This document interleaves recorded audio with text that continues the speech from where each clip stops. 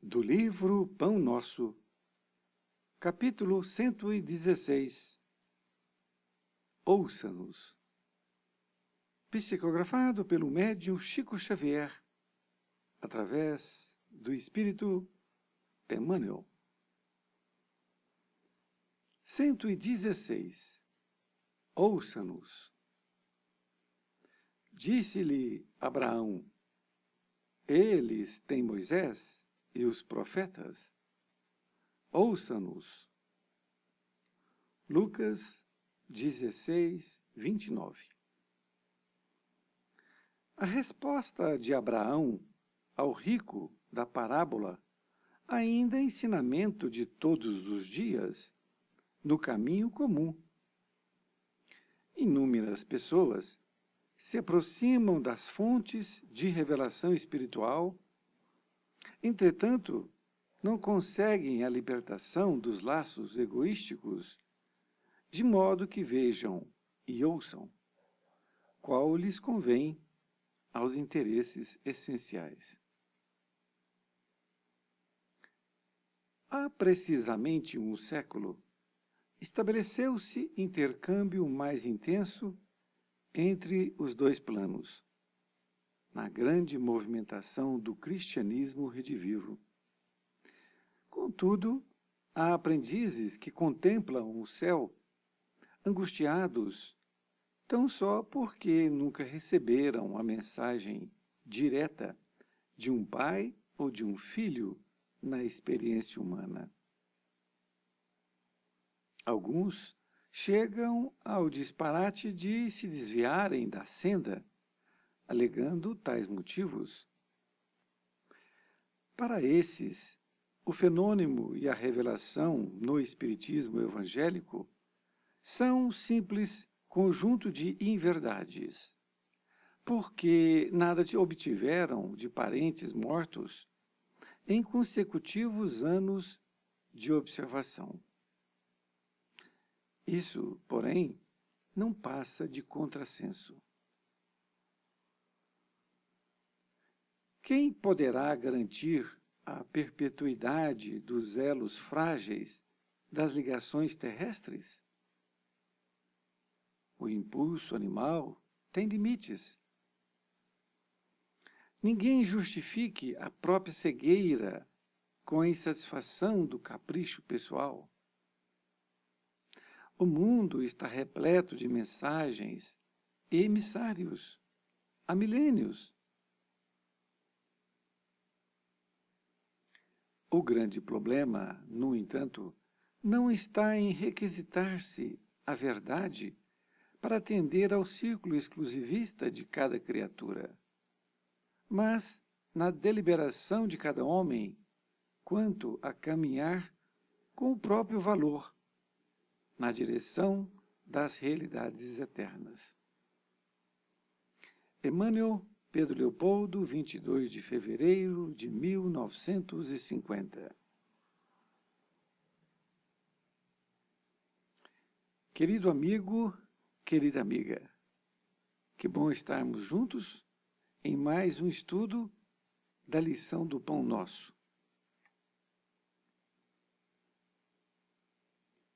A lição escolhida por Emmanuel, ele intitulou de Ouça-nos, e ele busca a passagem evangélica que foi anotada pelo discípulo Lucas,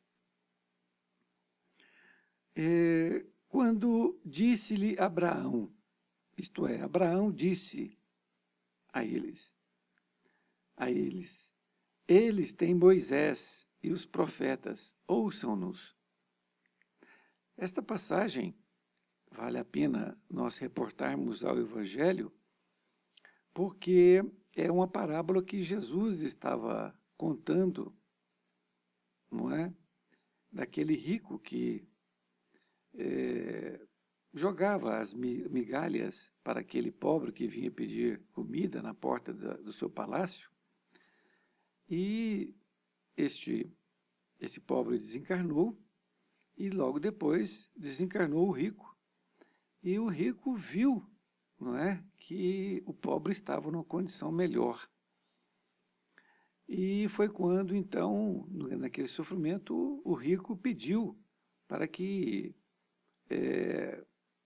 pudesse levar esse conhecimento, né, da vida espiritual para os seus parentes que ficaram na terra. Então foi quando Abraão disse: eles têm Moisés e os profetas, ouçam-nos. Isto é, todos os judeus, eles tinham os profetas e o Moisés, isto é, todo aquele ensinamento, bastava cumprir. Então não adiantava novamente mandar mais um enviado naquela época, não é? E nenhuma uma aparição, por exemplo, de um espírito, que é o que ele estava pedindo naquele momento, não ia fazer com que eles convertessem para a verdade eterna, não é? E Emmanuel vai nos explicar isto de uma forma muito clara. Diz que a resposta de Abraão ao rico da parábola ainda é ensinamento de todos os dias no caminho comum. Então, Emmanuel diz que esta parábola está muito atual, servindo para nós outros aqui, hoje, não é? Continua dizendo: inúmeras pessoas se aproximam das fontes de revelação espiritual. Entretanto, não conseguem a libertação dos laços egoísticos, de modo que vejam e ouçam qual lhes convém aos interesses essenciais. Então, inúmeras pessoas chegam até essas fontes de revelação. Conhece, por exemplo, o Espiritismo ou outra doutrina, não é? Que fala da espiritualidade, que fala da reforma íntima, que fala da necessidade de nós nos melhorarmos dia após dia, não é? Que isto é conseguido somente com a nossa vontade de querer, não é? Não é nada mais além disso. Mas ele diz: entretanto, não conseguem a libertação dos laços egoísticos. O que são laços egoísticos? São essas pessoas que egoisticamente querem ser provadas que a morte não existe, não é? E, desta feita, eles precisam entender da riqueza do Espiritismo, por exemplo. Então, muitas vezes, eles se deparam com a doutrina, tenha ali o amparo, tenha a informação, e, no entanto, eles estão presos a manifestações, querendo ver, não é, uma carta, como adiante nós vamos ver, uma carta de um ente querido, uma mensagem, não é isso? Nesta outra parte, Emmanuel diz: há precisamente um século estabeleceu-se intercâmbio mais intenso entre os dois planos na grande movimentação do cristianismo redivivo. Então ele fala do Espiritismo, né? Que aproximadamente um século isso se tornou mais intenso. Exatamente os livros que foram psicografados, principalmente por Chico e outros grandes médiuns que estão aí conosco ainda. Contudo, olha, contudo, mesmo com todos esses livros, Emmanuel diz: contudo, há aprendizes que contemplam o céu, angustiados, tão só porque nunca receberam a mensagem direta de um pai ou de um filho na experiência humana. Então, ele continua ainda angustiado. Quer dizer, todo esse manancial, todo esse conteúdo que nos foi ofertado pelo Evangelho de Jesus, não é? O Novo Testamento, e que há 100 anos, né, aproximadamente, como diz Emmanuel, veio o Espiritismo nos dando uma forma de entendimento, falando da vida espiritual. Com tudo isto, as pessoas ainda continuam angustiadas. Por quê? Porque não tiveram uma carta de um pai ou de um filho. não é? Lembro aqui, certa vez, Chico dizendo que o telefone toca de lá para cá. O que significa isto? Significa que não basta você querer ter uma comunicação de sua mãe, ou de seu pai, ou de um irmão, ou qualquer pessoa. Por mais que você se esforce, não é? Que você vibre intensamente e peça para ela se comunicar, mas vai precisar, primeiramente, da condição dessa criatura. Porque muitas vezes acreditamos que esta criatura desencarnada, essa pessoa que nos foi muito cara aqui na vida, na Terra, está em condições de mandar uma mensagem. E às vezes não está. Ela não está em condições, não é? Então, por isso que Chico disse, o telefone toca de lá para cá. É necessário que a pessoa esteja em condições para fazer essa comunicação. Então, Emmanuel continua dizendo, alguns chegam ao disparate de se desviarem da senda alegando tais motivos. Quer dizer, alguns companheiros nossos, assim que conhecem a doutrina, não é? Ficam jubilosos, mas aí não recebem essa carta de uma pessoa querida e chegam ao disparate. E é verdade, não entenderam absolutamente nada da doutrina espírita. E aí eles desviam da senda, isto é, abandonam o espiritismo, abandonam tudo, não é? E vão procurar outros caminhos que vão lhe dar mais condições de enxergar a vida.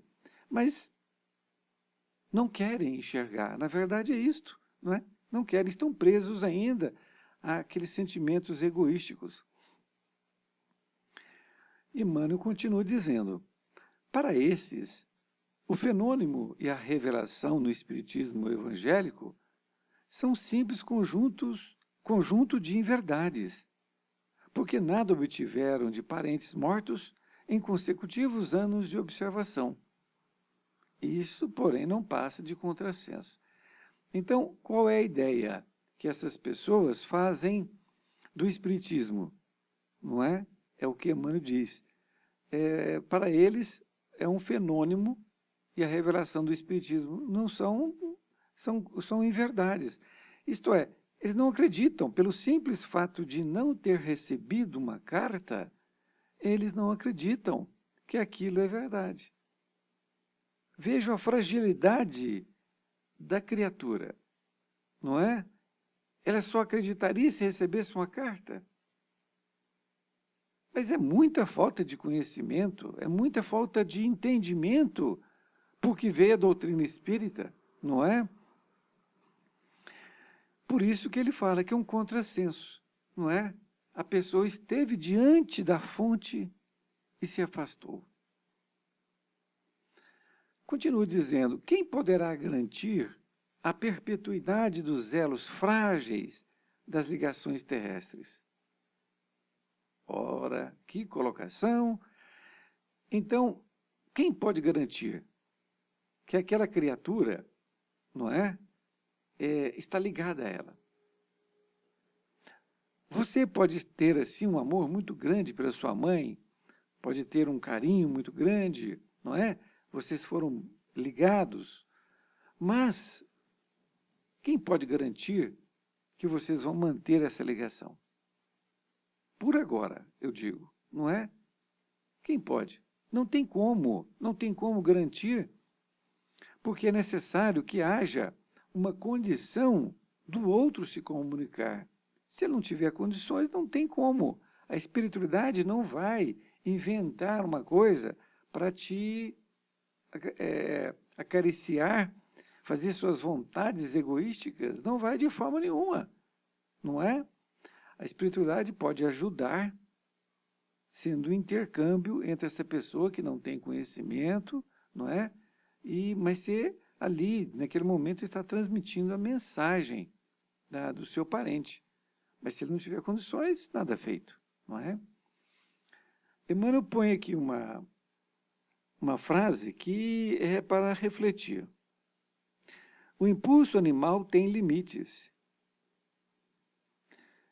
Confesso que essa frase leva a muitas considerações, porque ele fala dessa ligação e ele, numa frase, diz que o impulso animal tem limites. Então, esses limites, ele não descreve aqui quais são, mas para que nós possamos refletir e talvez um dia podemos sabermos. Continua dizendo, ninguém justifique a própria cegueira com a insatisfação do capricho pessoal. Olha, então que você está cego. Por que você está cego? Porque você não foi satisfeito no seu capricho pessoal de receber uma carta. Então, uma atitude egoística leva a pessoa a desviar do caminho certo. Isso é muito importante que nós tenhamos essa compreensão, não só para nós, mas para que a gente possa passar para os outros. Porque qualquer atitude nossa, ela tem um motivo. Tem um motivo. E me lembro aqui que na minha casa espírita, minha casa de consolo, na qual eu frequento, e com certeza também na sua, que você frequenta, você deve ter visto passar milhares de pessoas, podemos assim dizer, não é? Quantas pessoas se passaram? Tanto assistidos, quanto pessoas que começaram a trabalhar juntamente com você na casa. E por um motivo ou outro, elas saíram. Muitos saíram porque mudaram de cidade, acharam outro centro que melhor lhe acolhia, que eles melhor se situavam perante ali aquela administração, não é? Mas quantos não saíram pelo melindre? Inúmeros, inúmeros, porque achou que a sua voz não estava sendo atendida, não é? Ele falou uma coisa e outra pessoa falou outra, ele achou que aquela pessoa tinha um cargo melhor, e aí ele saiu, não é? Então, o egoísmo, o orgulho, são dois itens que nós temos que trabalhar diariamente, a todos os momentos, não é? Então está aí a mensagem a respeito dessa cegueira que a gente, muitas vezes, traz para si, não é? O mundo está repleto de mensagens